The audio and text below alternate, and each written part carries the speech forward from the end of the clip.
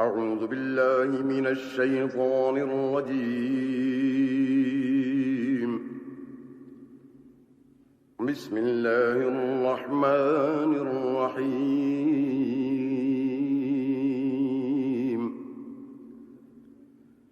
تبارك الذي بيده الملك وهو على كل شيء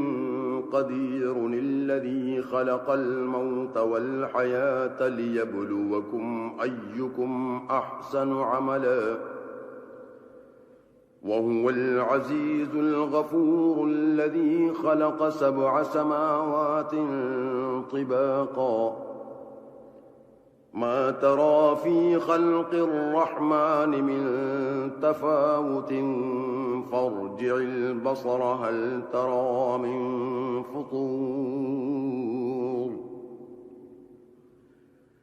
ثم ارجع البصر كرتين ينقلب إليك البصر خاسئا وهو حسير. ولقد زينا السماء الدنيا بمصابيح وجعلناها رجوما للشياطين وأعتدنا لهم عذاب السعير. وللذين كفروا بربهم عذاب جهنم وبئس المصير. إذا ألقوا فيها سمعوا لها شهيقا وهي تفور تكاد تميز من الغيظ، كلما ألقي فيها فوج سألهم خزنتها ألم يأتكم نذير، قالوا بلى قد جاءنا نذير فكذبنا وقلنا ما نزل الله من شيء إن أنتم إلا في ضلال كبير. وقالوا لو كنا نسمع أو نعقل ما كنا في أصحاب السعير، فاعترفوا بذنبهم فسحقا لأصحاب السعير. إن الذين يخشون ربهم بالغيب لهم مغفرة وأجر كبير. وأسروا قولكم أو اجهروا به إنه عليم بذات الصدور. ألا يعلم من خلق وهو اللطيف الخبير. هو الذي جعل لكم الأرض ذلولا فامشوا في مناكبها وكلوا من رزقه وإليه النشور. أأمنتم من في السماء أن يخسف بكم الأرض فإذا هي تمور، أم أمنتم من في السماء أن يرسل عليكم حاصبا، فستعلمون كيف نذير. ولقد كذب الذين من قبلهم فكيف كان نكير. أولم يروا إلى الطير فوقهم صافات ويقبضن ما يمسكهن إلا الرحمن إنه بكل شيء بصير. أمن هذا الذي هو جند لكم ينصركم من دون الرحمن إن الكافرون إلا في غرور أمن هذا الذي يرزقكم إن أمسك رزقه بل لجوا في عتو ونفور أفمن يمشي مكبا على وجهه أهدى أمن يمشي سويا على صراط مستقيم قل هو الذي أنشأكم وجعل لكم السمع والأبصار والأفئدة قليلا ما تشكرون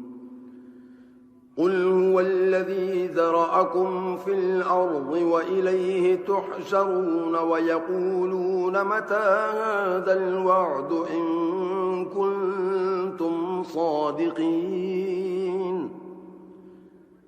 قل إنما العلم عند الله وإنما أنا نذير مبين فلما رأوه زلفة سيئت وجوه الذين كفروا وقيل هذا الذي كنتم به تدعون قل أرأيتم إن أهلكني الله ومن معي أو رحمنا فمن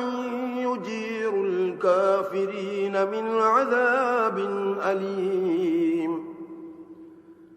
قل هو الرحمن آمنا به وعليه توكلنا فستعلمون من هو في ضلال مبين قل أرأيتم إن أصبح ماؤكم غورا فمن يأتيكم بماء معين بسم الله الرحمن الرحيم نون والقلم وما يسطرون ما أنت بنعمة ربك بمجنون وإن لك لأجرا غير ممنون وإنك لعلى خلق عظيم فستبصر ويبصرون بأيكم المفتون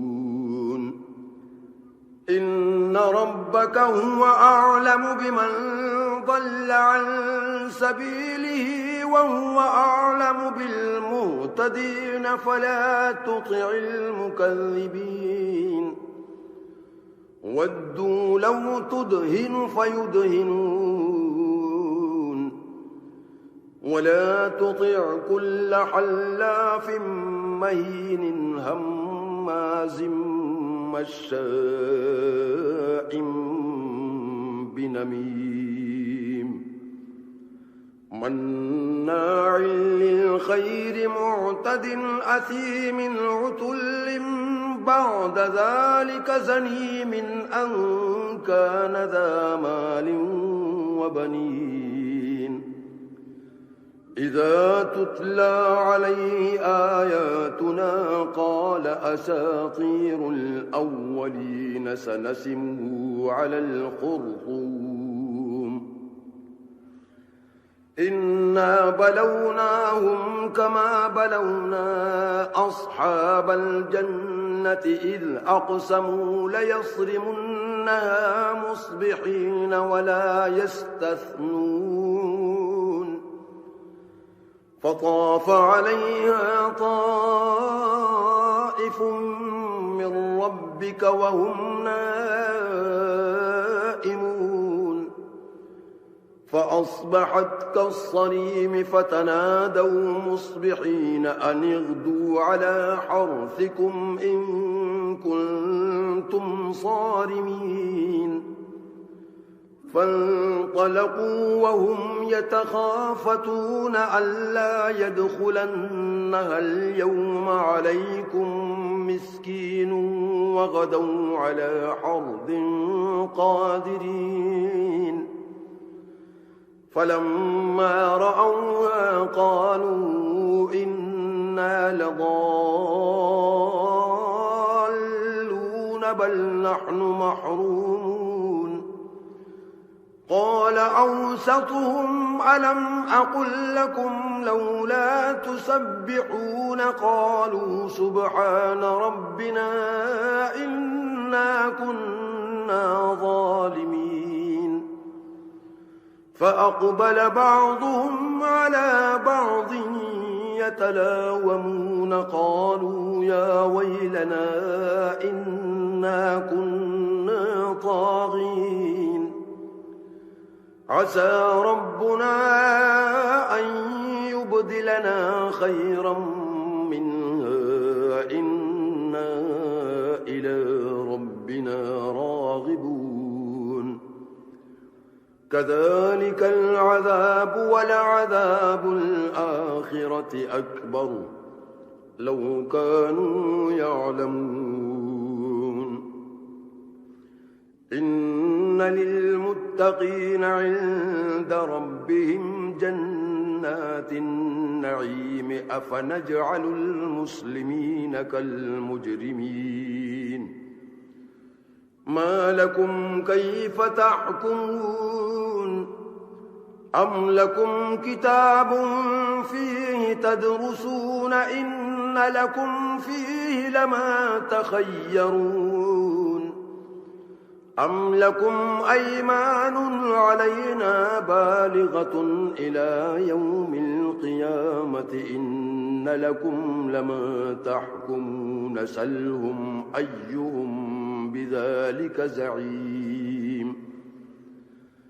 أم لهم شركاء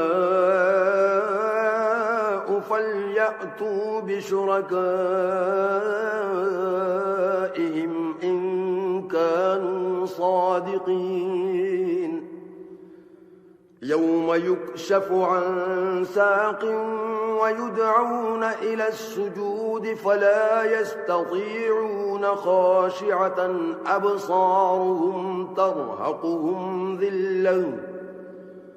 وقد كانوا يدعون إلى السجود وهم سالمون فذرني ومن يكذب بهذا الحديث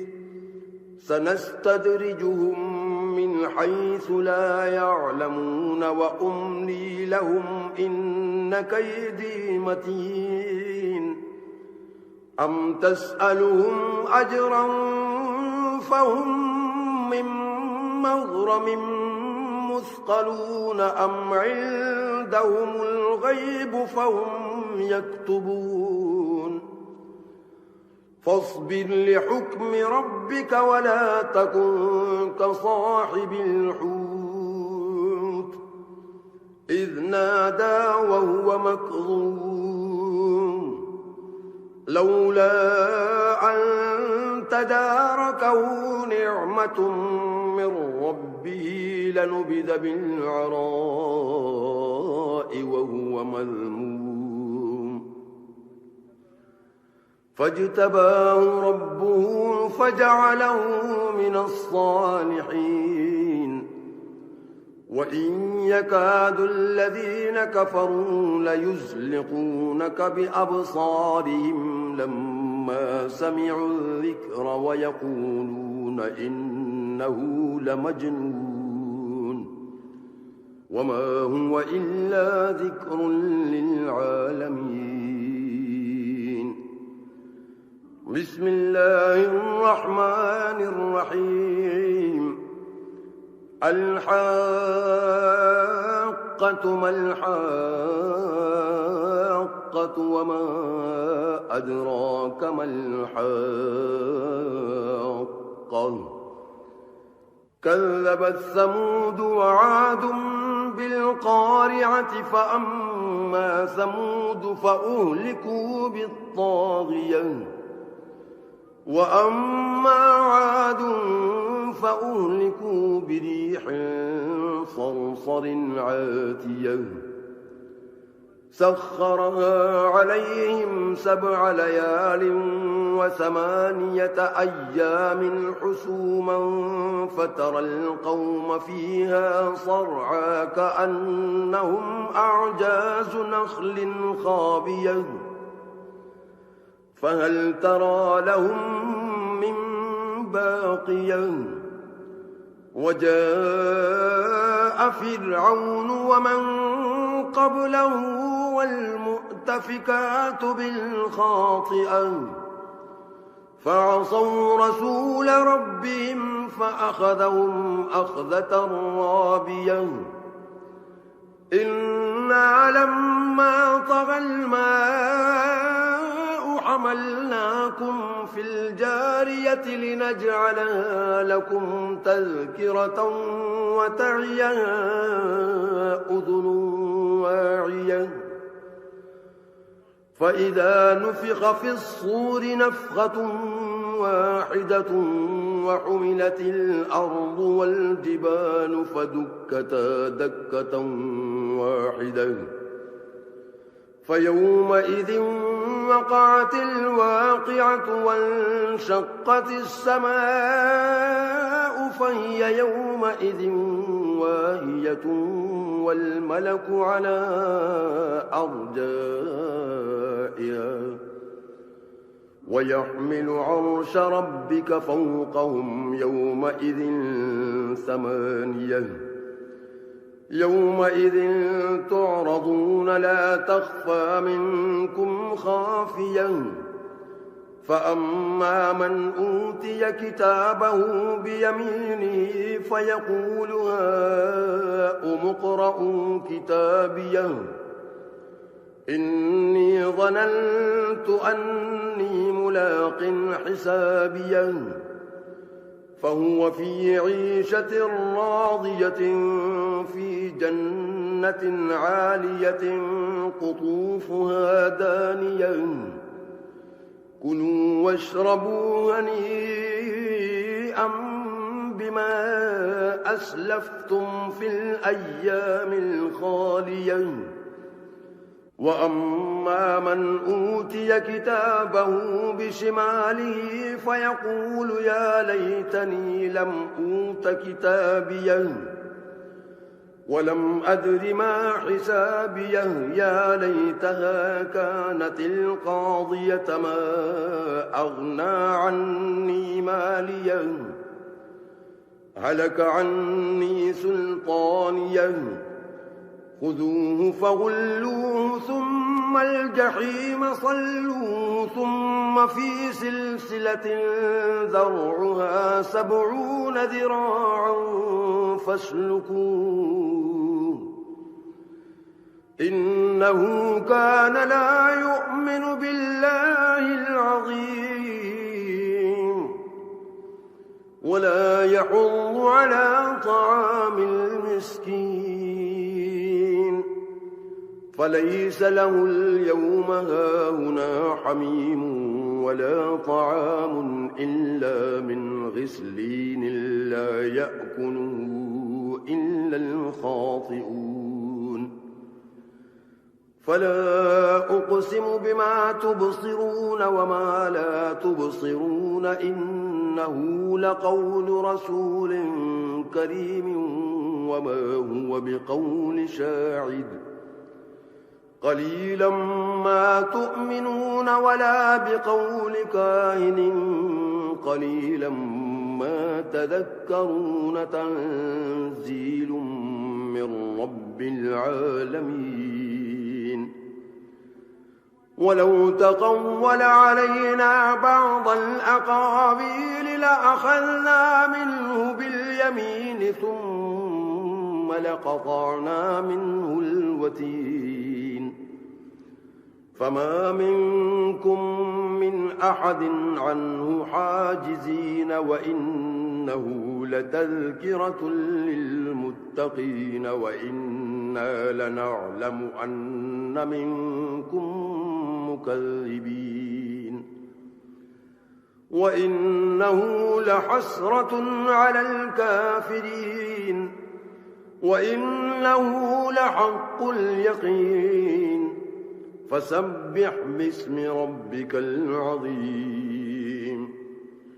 بسم الله الرحمن الرحيم سأل سائل بعذاب واقع للكافرين ليس له دافع من الله ذي المعارج تعرج الملائكة والروح إليه في يوم كان مقداره 50,000 سنة فاصبر صبرا جميلا إنهم يرونه بعيدا ونراه قريبا يوم تكون السماء كالمهل وتكون الجبال كالعهن ولا يسأل حميم حميما يبصرونهم يود المجرم لو يفتدي من عذاب يومئذ ببنيه وصاحبته وأخيه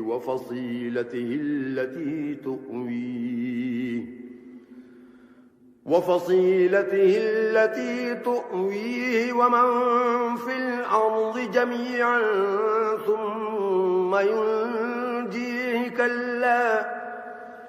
إنها لظى نزاعة للشوى تدعو من أدبر وتولى وجمع فأوعى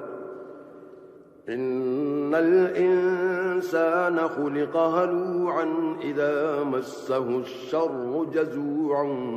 وإذا مسه الخير منوعا إلا المصلين الذين هم على صلاتهم دائمون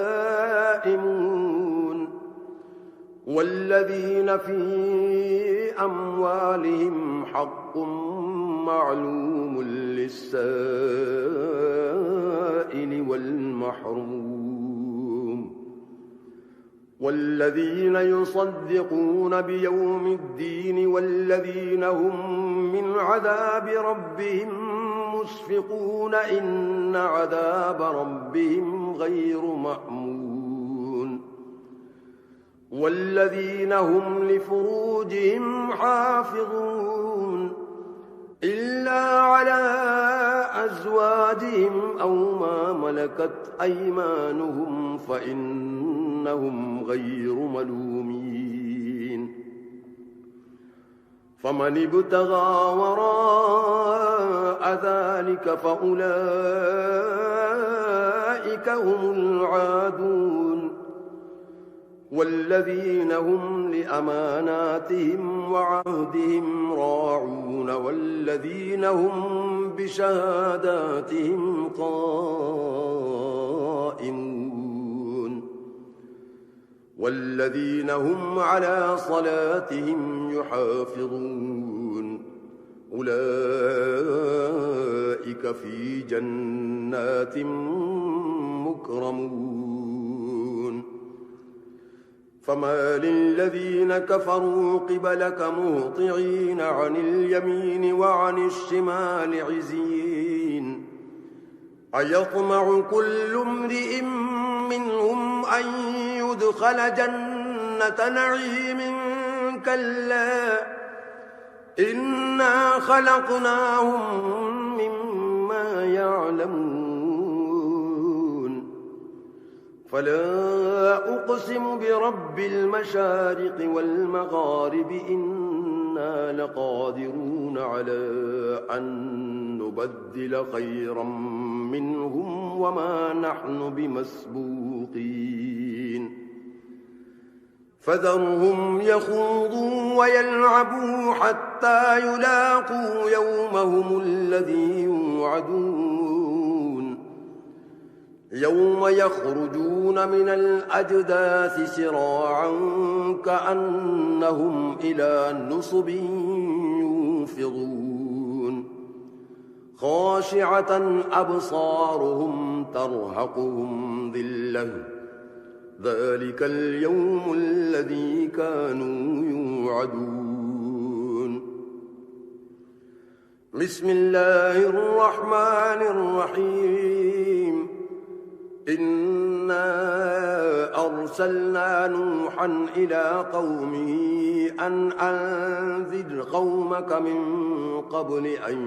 يأتيهم عذاب أليم قال يا قوم إني لكم نذير مبين أن اعبدوا الله واتقوه وأطيعون يغفر لكم من ذنوبكم ويؤخركم إلى أجل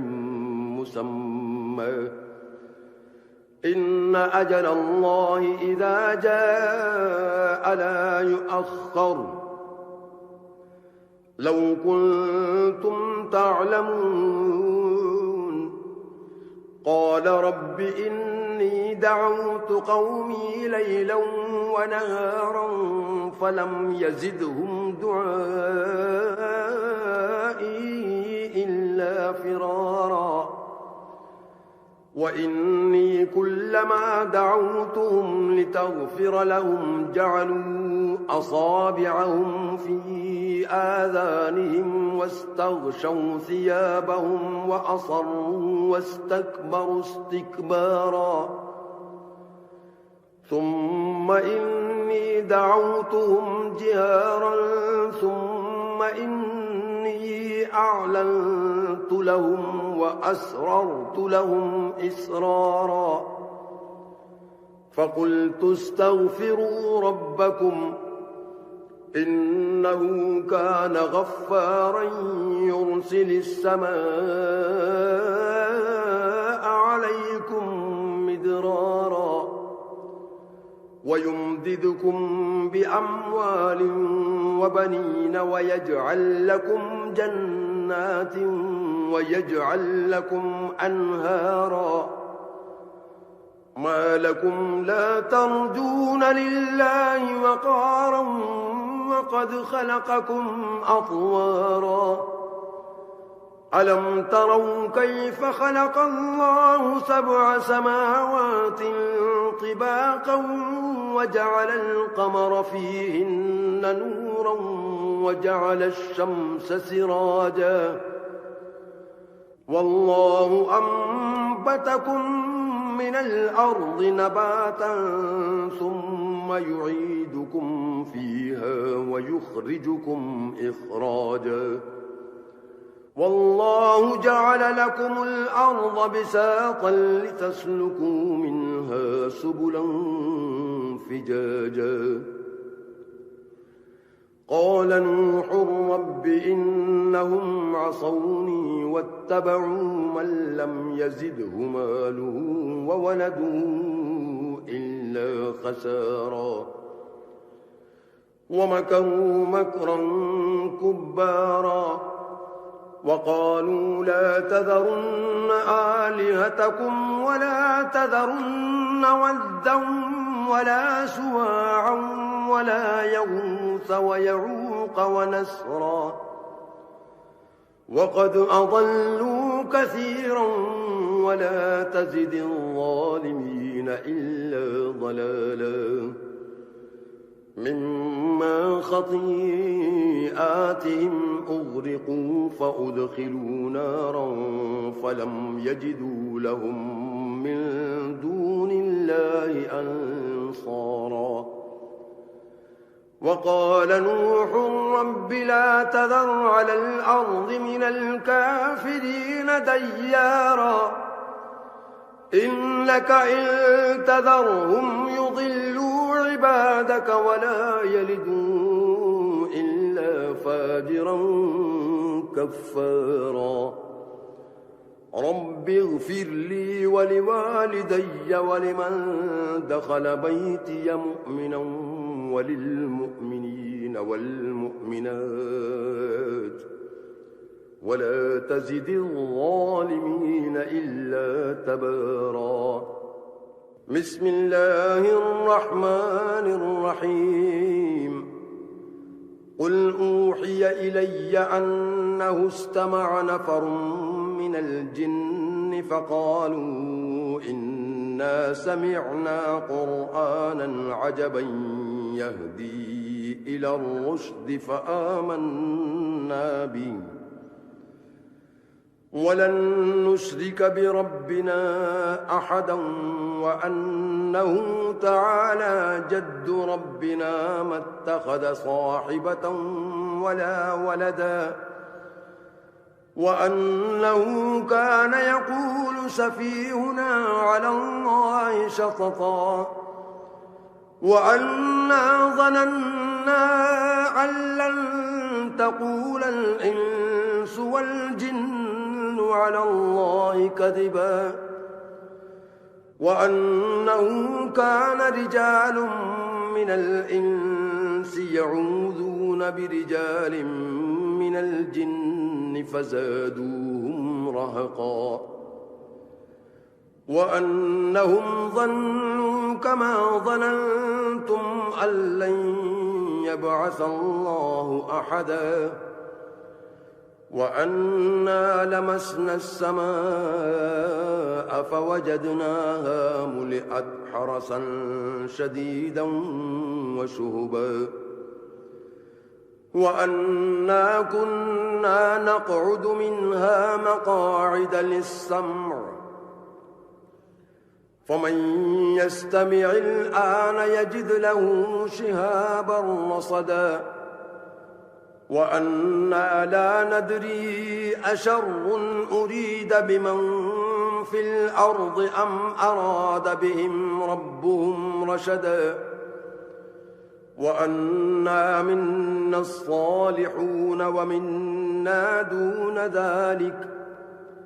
كنا طرائق قددا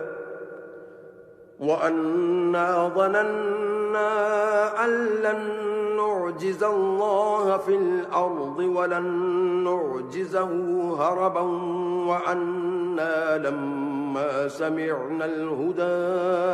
آمنا به فمن يؤمن بربه فلا يخاف بخسا ولا رهقا وأنا منا المسلمون ومنا القاسطون فمن أسلم فأولئك تحروا رشدا وأما القاسطون فكانوا لجهنم حطبا وأن لو استقاموا على الطريقة لأسقيناهم ماء غدقا لنفتنهم فيه ومن يعرض عن ذكر ربه يسلكه عذابا صعدا وأن المساجد لله فلا تدعوا مع الله أحدا وأنه لما قام عبد الله يدعوه كادوا يكونون عليه لبدا قل إنما أدعو ربي ولا أشرك به أحدا قل إني لا أملك لكم ضرا ولا رشدا قل إني لن يجيرني من الله أحد ولن أجد من دونه ملتحدا إلا بلاغا من الله ورسالاته ومن يعص الله ورسوله فإن له نار جهنم خالدين فيها أبدا حتى إذا رأوا ما يوعدون فسيعلمون من أضعف ناصرا وأقل عددا قل إن أدري أقريب ما توعدون أم يجعل له ربي أمدا عالم الغيب فلا يظهر على غيبه أحدا إلا من ارتضى من رسول فإنه يسلك من بين يديه ومن خلفه رصدا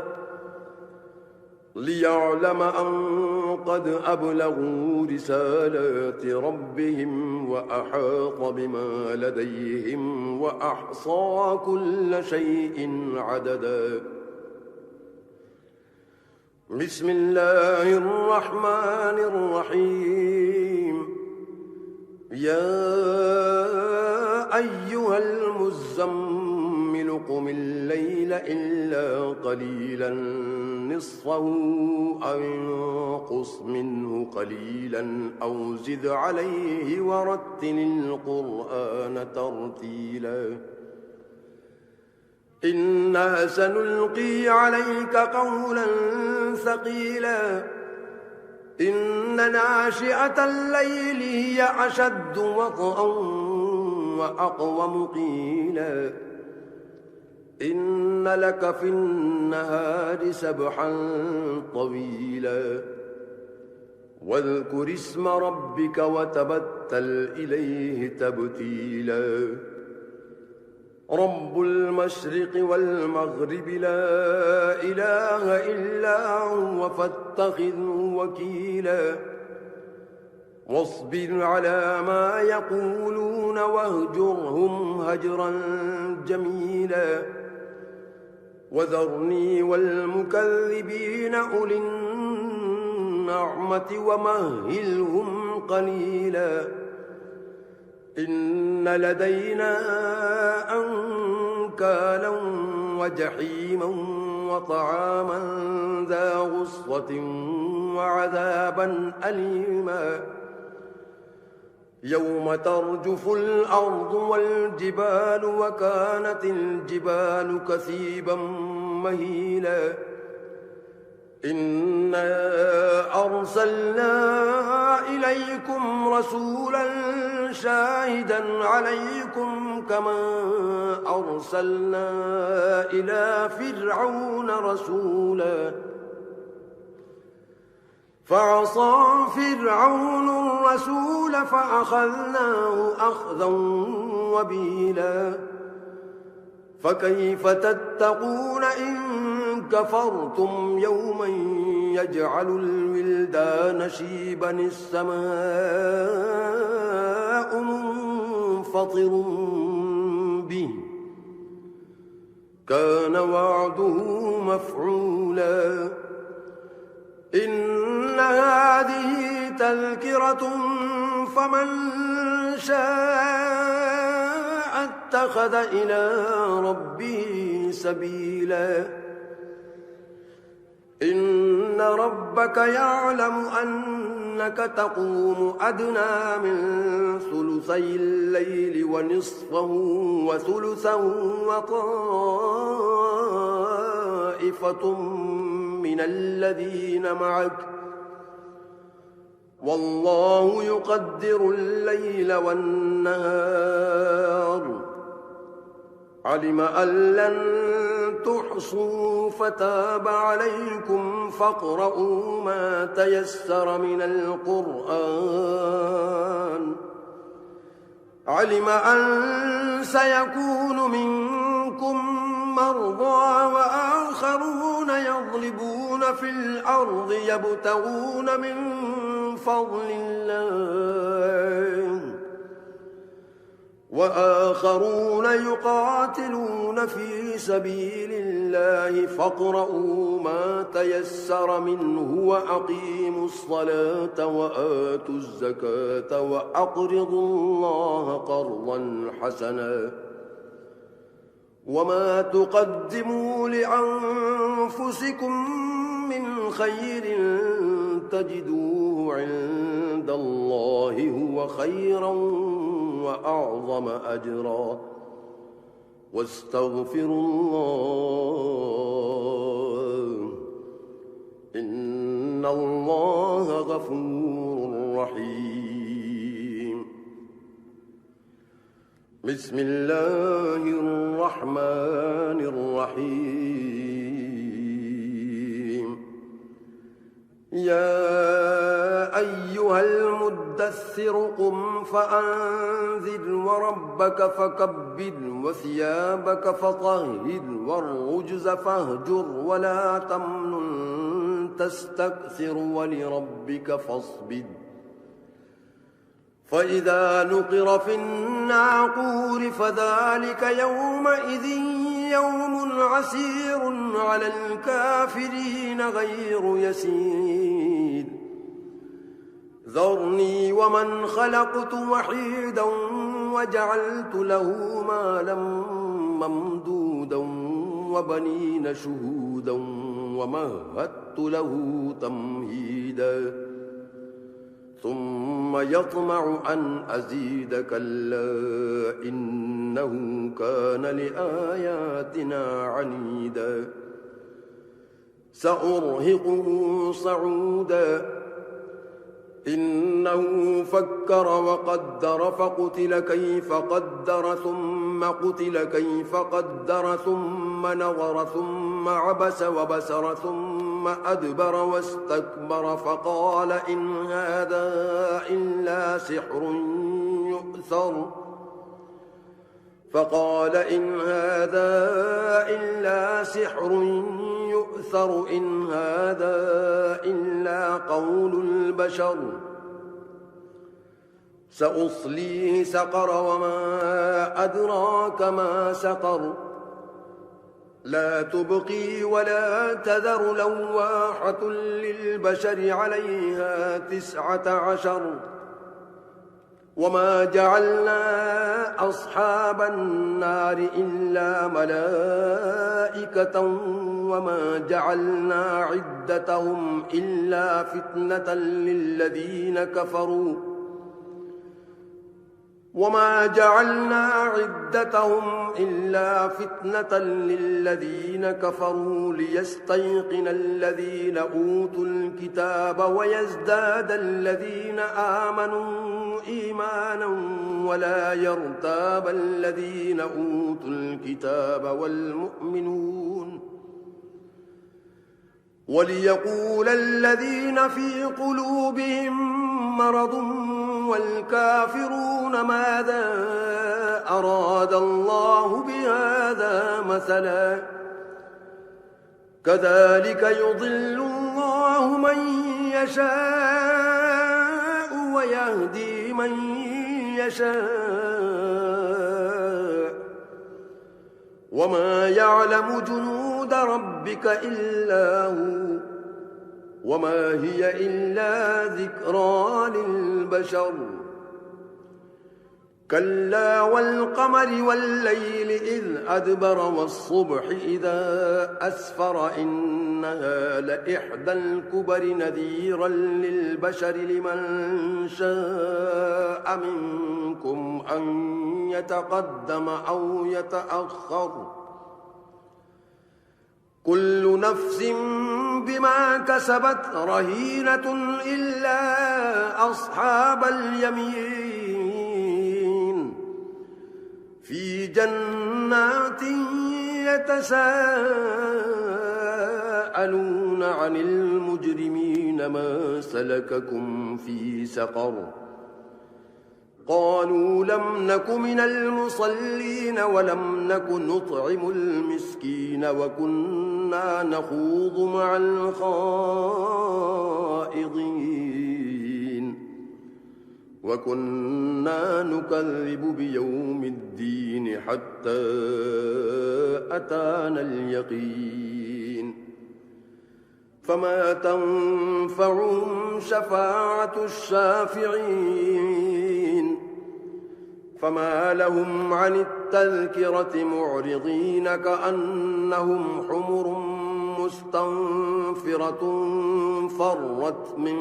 قسورة بل يريد كل امرئ منهم أن يؤتى صحفا منشرة كلا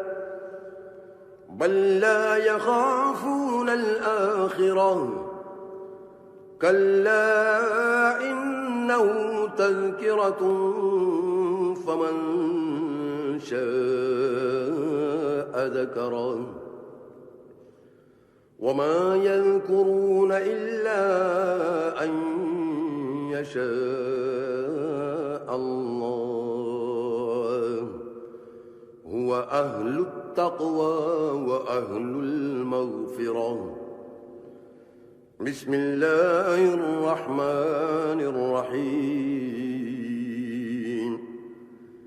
لا أقسم بيوم القيامة ولا أقسم بالنفس اللوامة أيحسب الإنسان أن لن نجمع عظامه بلى قادرين على أن نسوي بنانه بل يريد الإنسان ليفجر أمامه يسأل أيان يوم القيامة فإذا برق البصر وخسف القمر وجمع الشمس والقمر يقول الإنسان يومئذ أين المفر كلا لا وزر إلى ربك يومئذ المستقر ينبأ الإنسان يومئذ بما قدم وأخر بل الإنسان على نفسه بصيرة ولو ألقى معاذيره لا تحرك به لسانك لتعجل به إن علينا جمعه وقرآنه فإذا قرأناه فاتبع قرآنه ثم إن علينا بيانه كلا بل تحبون العاجلة وتذرون الآخرة وجوه يومئذ ناظرة إلى ربها ناظرة ووجوه يومئذ باسرة تظن أن يفعل بها فاقرة كلا إذا بلغت التراقي وقيل من راق وظن أنه الفراق والتفت الساق بالساق إلى ربك يومئذ المساق فلا صدق ولا صلى ولكن كذب وتولى ثم ذهب إلى أهله يتمطى أولى لك فأولى ثم أولى لك فأولى أيحسب الإنسان أن يترك سدى ألم يك نطفة من مني يمنى ثم كان علقة فخلق فسوى فجعل منه الزوجين الذكر والأنثى أليس ذلك بقادر على أن يحيي الموتى بسم الله الرحمن الرحيم هل أتى على الإنسان حين من الدهر لم يكن شيئا مذكورا إنا خلقنا الإنسان من نطفة أمشاج نبتليه فجعلناه سميعا بصيرا إنا هديناه السبيل إما شاكرا وإما إما كفورا إنا أعتدنا للكافرين سلاسل وأغلالا وسعيرا إن الأبرار يشربون من كأس كان مزاجها كافورا عينا يشرب بها عباد الله يفجرونها تفجيرا يوفون بالنذر ويخافون يوما كان شره مستطيرا ويطعمون الطعام على حبه مسكينا ويتيما وأسيرا إنما نطعمكم لوجه الله لا نريد منكم جزاء ولا شكورا إنا نخاف من ربنا يوما عبوسا قمطريرا فوقاهم الله شر ذلك اليوم ولقاهم نضرة وسرورا وجزاهم بما صبروا جنة وحريرا متكئين فيها على الأرائك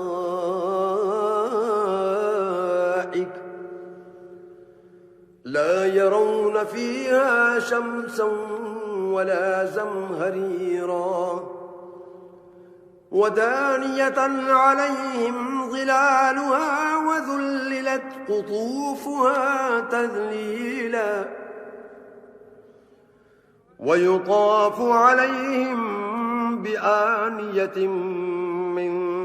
فضة وأكواب كانت قوارير من فضة قدروها تقديرا ويسقون فيها كأسا كان مزاجها زنجبيلا عينا فيها تسمى سلسبيلا ويطوف عليهم ولدان مخلدون إذا رأيتهم حسبتهم لؤلؤا منثورا وإذا رأيت ثم رأيت نعيما وملكا كبيرا عاليهم ثياب سندس خضر واستبرق وحلوا أساور من فضة وسقاهم ربهم شرابا طهورا إن هذا كان لكم جزاء وكان سعيكم مشكورا إنا نحن نزلنا عليك القرآن تنزيلا فاصبر لحكم ربك ولا تطع منهم آثما أو كفورا واذكر اسم ربك بكرة وأصيلا ومن الليل فاسجد له وسبحه ليلا طويلا إن هؤلاء يحبون العاجلة ويذرون وراءهم يوما ثقيلا نحن خلقناهم وشددنا أسرهم وإذا شئنا بدلنا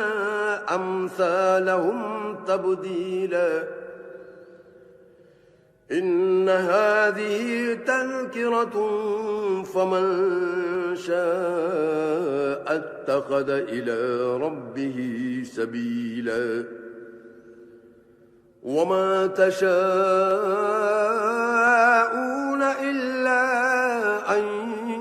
يشاء الله